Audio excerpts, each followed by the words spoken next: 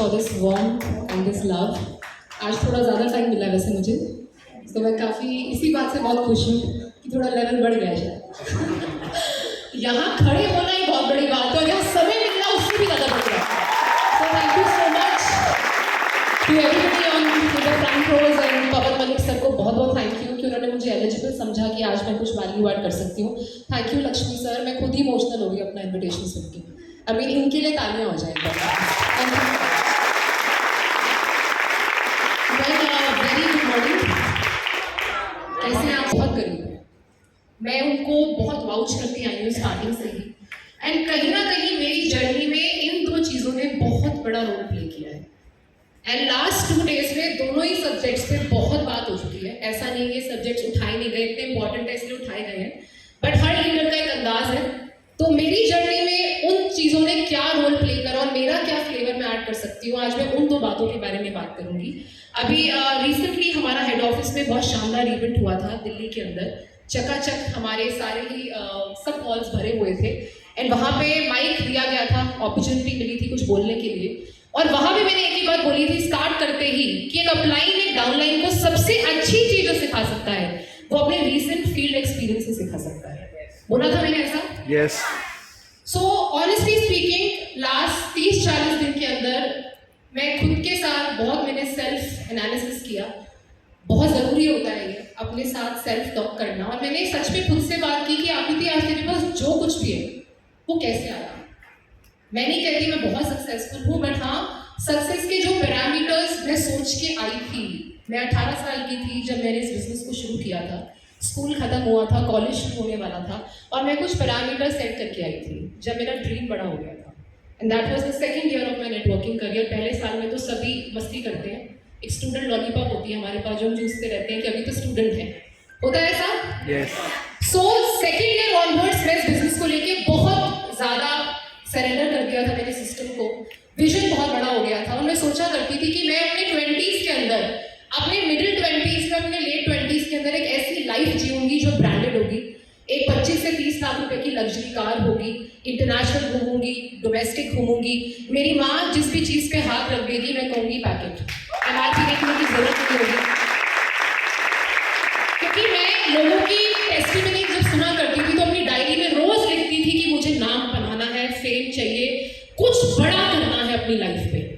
और आज वो मेजॉरिटी पैरामीटर्स पे मैं टिक मार्क मार चुकी हूँ। अभी मैं अपने लेट 20s के अंदर एंटर कर रही हूँ। सो कहीं ना कहीं ये 2 बातें जो 30-40 दिन पहले वापस से रियलाइज हुई, इनको मैं फॉलो करती हूँ तभी यहाँ थी।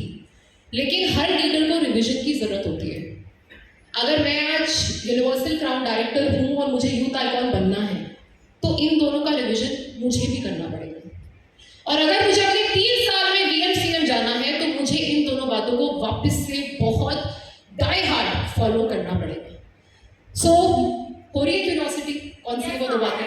यस। अब आप बोलेंगे खोदा पहाड़ निकली चुईया, क्योंकि ये बातें इतनी सिंपल है जो मैं आपसे करने जा रही हूँ। कुछ ऐसा नहीं है कि इसमें कोई वाव फैक्टर है, कोई बहुत ही डिफरेंट टॉपिक है। एक ऐसा टॉपिक जो बहुत ही आसान है, बहुत ही कॉमन है, लेकिन ये इतना कॉमन है कि बहुत अंडररेटेड है। अंडररेटेड समझते हो? इसके ऊपर हम इतना ध्यान नहीं देते, हम रहस्य खोजने की कोशिश करते हैं। इवन मैं अपनी बात भी करूं, मैं भी लास्ट 5-6 महीने से सोच रही थी कि कैसे बहुत बड़ा होगा, क्या करना पड़ेगा, क्या अलग करूं, कैसे यार ये लोग जो यूथ आइकॉन है इतने बड़े बन गए, कैसे कितना बड़ा चेक कमाते, क्या करती हैं ये, क्या अलग इंग्रेडिएंट है। बट मैंने जब खुद से रियलाइज किया कोई अलग इंग्रेडिएंट है ही नहीं, बहुत सिंपल है।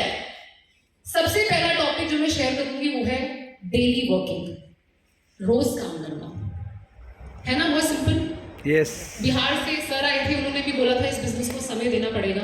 सबने ये टॉपिक अपने अंदाज में कवर किया। आज मैं इसको ये क्यों जरूरी है इसका तर्क और इसका लॉजिक भी आपको दूंगी। रोज काम क्यों करना है? आप में से बहुत सारे लोग एक टारगेट लेके यहाँ बैठे होंगे, क्योंकि सीरियस लोग ही GMW आते हैं। यस और नो? हो सकता है किसी ने सोचा हो कि मुझे ब्रॉन्ज करना है, हो सकता है किसी ने सोचा हो क्राउन करना है, हो सकता है कोई सोच के LOB जानी है, हो सकता है कोई ना कोई VMCM, यूथ आइकॉन, ये सब टारगेट्स लेके हम यहाँ बैठे हैं। अगर हमें आज से एक नेक्स्ट लेवल पे जाना है तो एक बात तो गांठ बांधनी पड़ेगी, रोज काम करना है। रोज काम करने से होता क्या है वो मैं आपसे शेयर करूंगी, जो मैंने खुद भी फील किया लास्ट 40 डेज के अंदर। जब हम रोज काम नहीं करते तो क्या होता है, पहले इस पे बात करते हैं, फिर उसका ऑपोजिट होगा। जब हम रोज काम नहीं करते तो क्या होता है, तो हमें डर लगता है, हमें सेल्फ डाउट आता है। रियाज सर ने बहुत अच्छी बात बोली थी, फेथ, हमारा फेथ हिल जाता है। जब हम रोज काम नहीं करते, हमें अपनी अप्लाई थोड़ी बुरी लगने लग जाती है, हमें उसमें कोई ऐब नजर आने शुरू हो जाती है। कल आसिया मैम ने मेरी टीम को 1 घंटा दिया, thank you so much ma'am उसके लिए, पर मैम के लिए तालियां हो जाए। मैम ने एक बहुत अच्छी बात बोली कि जो आपके यहाँ है ना वो आपको दिखाई देता है। आपने यहाँ गंदा भरा हुआ है, आपको गंदा दिखेगा, आपने अच्छा भरा आपको अच्छा दिखेगा। ये बात मुझे बहुत अच्छी लगी, जो कि सत्य है। अगर हमारे माइंड में कचरा है, रोज काम तो कर नहीं रहे तो जाम हो गया, रोज नए लोगों से मिल नहीं रहे तो जाम हो गया, डाउट आ रहा है, तो हम क्या देखेंगे लोगों में कि मेरी डाउनलाइन ये भी बेकार है, ये भी रोती रहती है, ये भी फोन नहीं उठाती, ये भी ऐसी है, ये भी ऐसी है, अप्लाई मेरे को प्रायोरिटी नहीं देती, अप्लाई मुझे ये नहीं देती, अप्लाई मुझे वो, नेगेटिव देखना शुरू कर देंगे। 80% पॉजिटिव चल रहा होगा, लेकिन वो 20% हम उठाएंगे, इंक्लूडिंग मी, कि क्या नहीं चल रहा है जिस वजह से मेरा चेक नहीं बन रहा। जब हम रोज काम नहीं करते, मेरी अप्लाई ने बहुत अच्छी बात सिखाती थी, activity cures fear, inactivity creates negativity. I repeat, activity cures fear, inactivity creates negativity. जब हम रोज काम नहीं करते तो क्या होता है, तो हमें कंपनी भी थोड़ी थोड़ी दूसरे की थाली में घी ज्यादा नजर आने लग जाता है। जब हम रोज काम नहीं करते तो प्रोडक्ट जिसको हम देते हैं उसको भी रिजल्ट नहीं आता है, हमें लगता है प्रोडक्ट में हम। जब हम रोज काम नहीं करते, हमें काम में मजा नहीं आता। जब हम रोज काम नहीं करते, तो जब काम करने निकलते हैं तो बहुत जोर आता है। जब हम रोज काम नहीं करते तो बना बनाया काम भी कैंसिल होना शुरू हो जाता है। आपने देखा है, कई बार लोग बोलते हैं कि मैं जो प्लान फिक्स करती हूँ काम कैंसिल हो जाता है, मैं लोगों को कॉल कर रही हूँ, लोग मेरा फोन नहीं उठा रहे। ये सब फ्रीक्वेंसी का खेल है, बाकी लोग कैसे उठा रहे हैं। और जब हम रोज काम करते हैं तो क्या होता है, काम में मजा आने लग जाता है, हम जर्नी को एंजॉय करते हैं, प्रोसेस को एंजॉय करते हैं, बिलीफ बहुत बढ़ जाता है, सेल्फ डाउट दूर हो जाता है, एक क्लियर पिक्चर आपको दिखाई देने लग जाती है।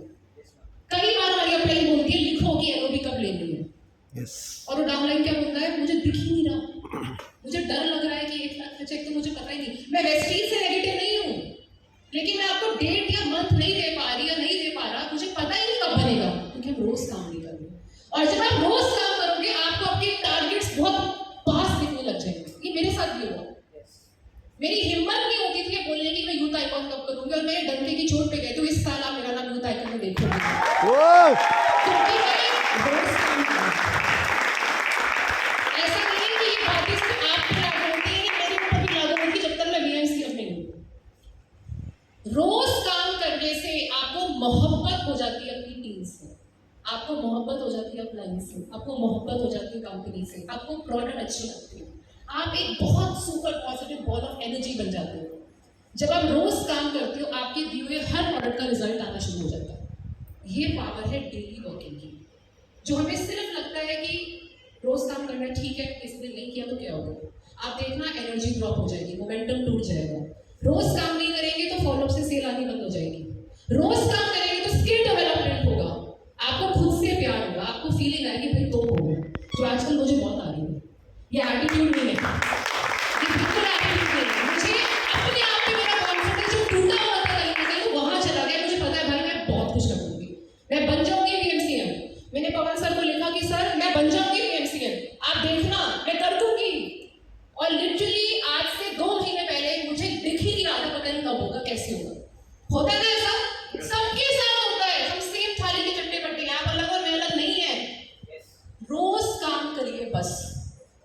कई बार जब हमारी टीम में 8% है, 12% है, 16% है, कोई 1 साल हो गया, 2 साल हो गया, कई बार वो नेगेटिव होते हैं, आपके साथ बैठते हैं, मेरे साथ बैठते हैं, होता है ऐसा। मैं भी बैठा करती थी। हम क्या बोलते हैं कि मैम सर चेक नहीं बन रहा है, मुझे लग नहीं रहा होगा, कंपनी अच्छी है, वेस्टीज अच्छी है, पता नहीं मुझसे होगा कि नहीं, बिजनेस बहुत मुश्किल है, आउटसाइड चैलेंज बहुत आ रहे हैं, मार्केट अब आसान नहीं है, क्रिप्टो आ गया, ये आ गया, वो आ गया, मुश्किल टाइम चल रहा है, होता कि नहीं होता। अब 1 साल का छोटा सा उदाहरण लेके देखते हैं, 1 साल में कितने दिन होते हैं, 365। 65 हटा दो, पब्लिक हॉलिडे हटा दो, फेस्टिवल हटा दो, 1 आध दिन बीमार हो गए वो हटा दो, शादी आ गई वो हटा दो, फैमिली इमरजेंसी आ गई वो हटा दो, कितने बचे 300 दिन। पार्ट टाइम को कितने घंटे कहते हैं, एक पार्ट टाइम कितने घंटे होता है? 4 घंटे। 4 घंटे, वैसे 5 होता है पर 4 मान लो, आप सब 4 कह रहे हो तो 300 इंटू 4 क्या होता है? 1200 घंटे। यस। आपको किसी अप्लायर की जरूरत नहीं है, इंक्लूडिंग मी। आप बस एक कॉपी लीजिए, पेन लीजिए, कोने में बैठे और सेल्फ एनालिसिस कीजिए। 1200 घंटे में से कितने घंटे तुमने वेस्टीज की है? खुद से बात कीजिए। और वेस्टीज करने का ये मतलब नहीं है कि मैं घर से तो निकली थी टिफिन लेके, मैं ब्रांच पहुंची, मेरे ब्रांच में एक कोने से दूसरे कोने एसी में 15 लोगों को फोन किया, 4 ने उठाया, 2-2:30 बज गए, मैंने लंच किया, शाम को 8 बजे मैं घर चली गई और मैंने बिल चढ़ा दिया, बिल फाड़ दिया वेस्टीज के नाम पे कि मैं वेस्टीज करके आई हूँ। नहीं, क्या इसे वेस्टीज करना कहते हैं? नो।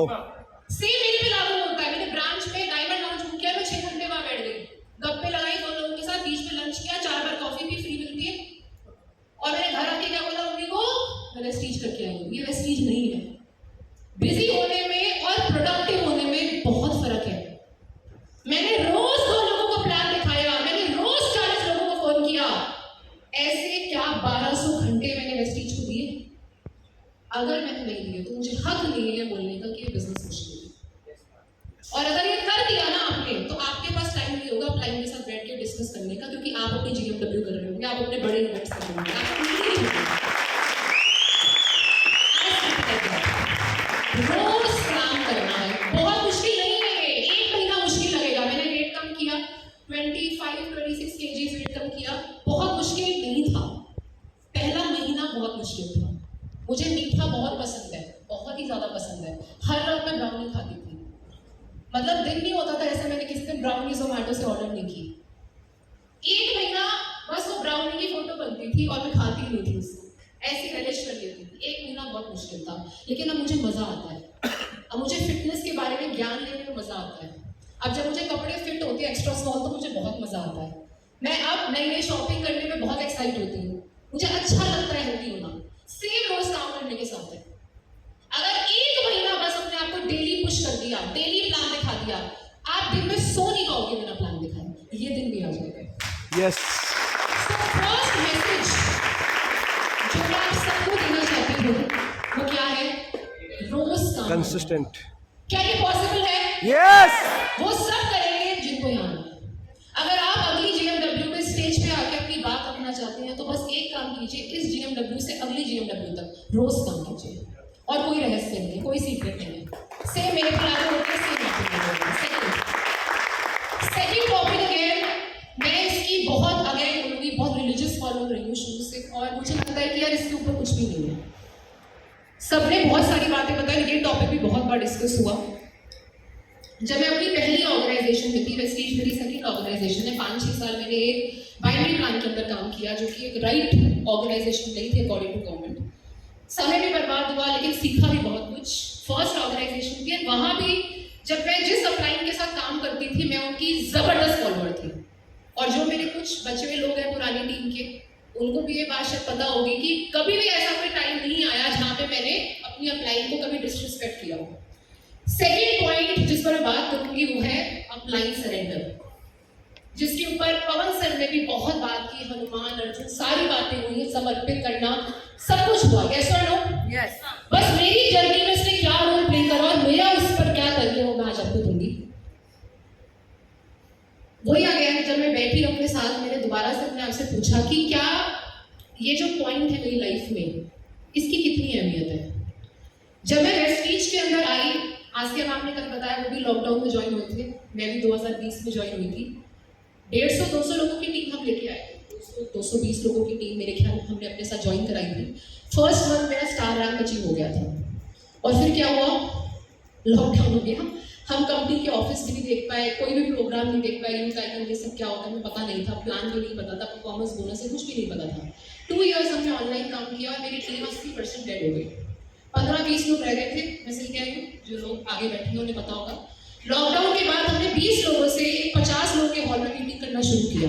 शर्म आ रही थी देख के, क्योंकि 20 ही बैठते थे और कहाँ हम 500 के सेमिनार करते थे। 90% टीम गॉन। एज ऑब्वियसली थोड़ी तो बढ़ी हुई थी, क्योंकि हम 5-6 साल से वो ऑर्गेनाइजेशन में थे, तो बहुत हारा हुआ भी महसूस होता था। नई कंपनी, नया डिसीजन, सब कुछ नीचे आ गया। लेकिन वो एक चीज मेरे अंदर बहुत स्ट्रॉन्ग थी,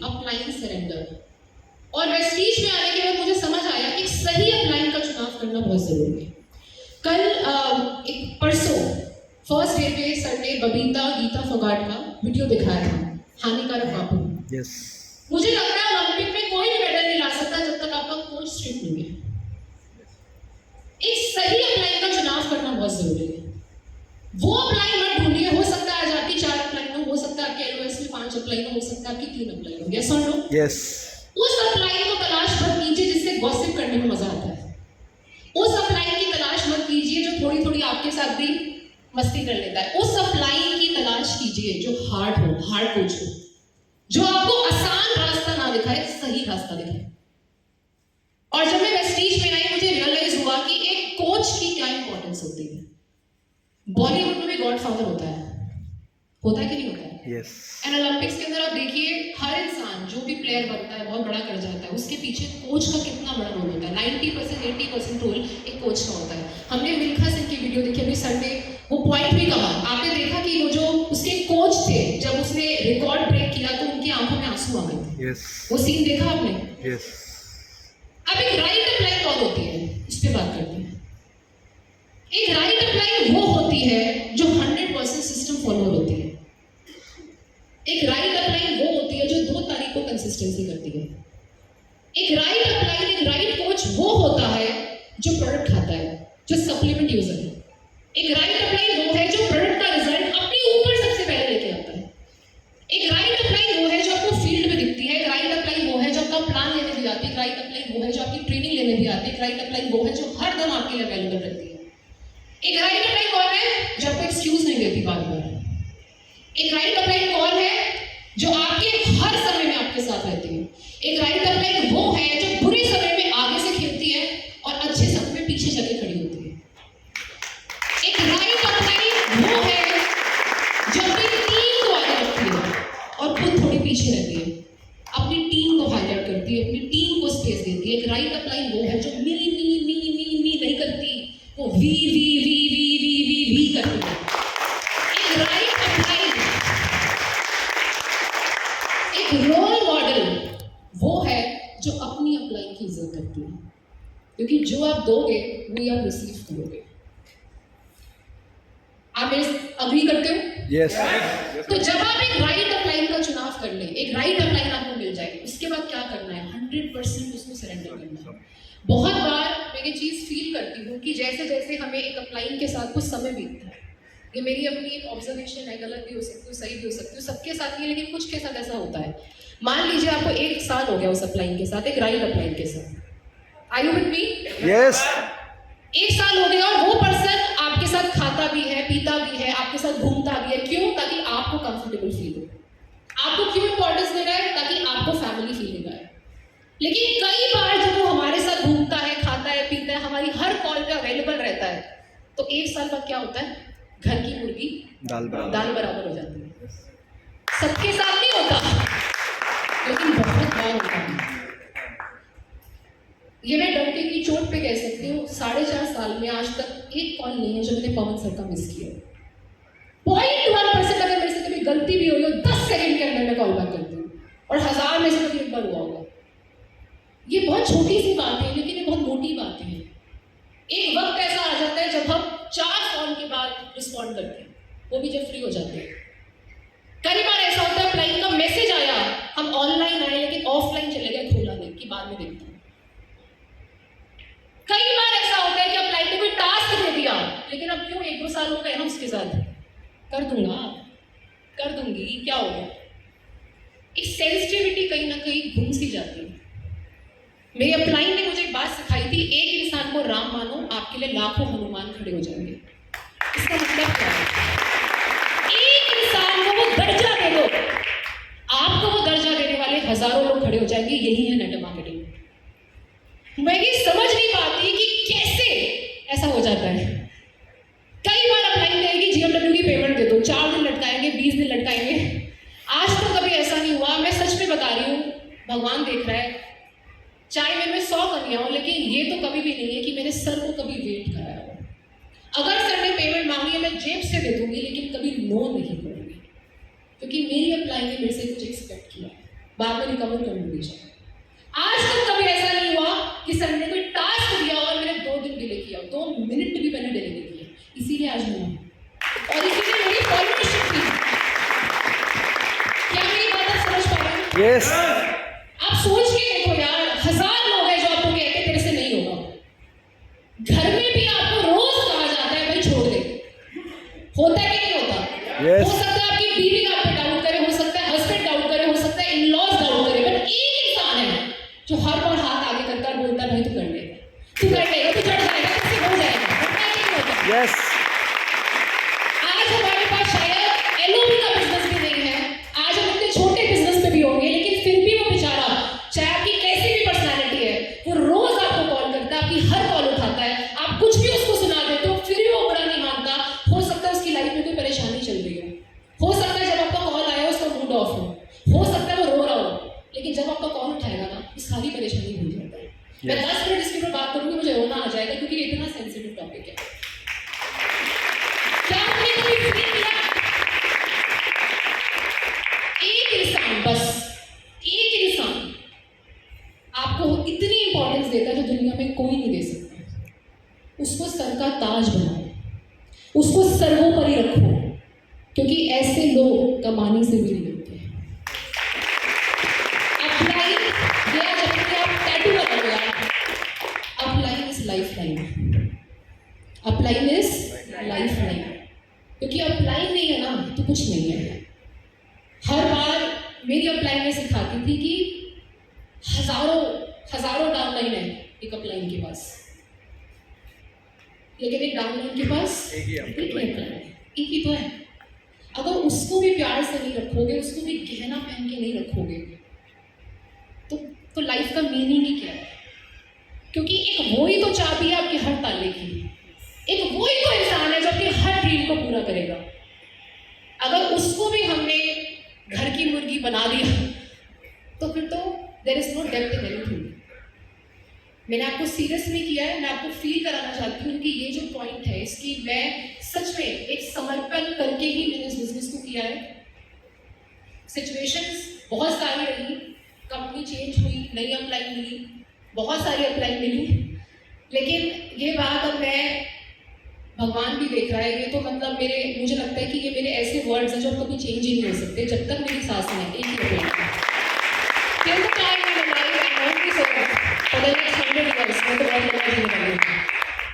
एक ही इंसान है जिसको मैं समर्पित कर चुकी हूँ, और अभी सर यहाँ नहीं है, लेकिन सर मेरी आवाज़ सर के 502 रूम में ज़रूर पहुँचेगी। ये प्रॉमिस है सर को कि टीम चैंपियंस के अंदर सबसे बड़ी यूथ टीम, वेस्टीज की सबसे बड़ी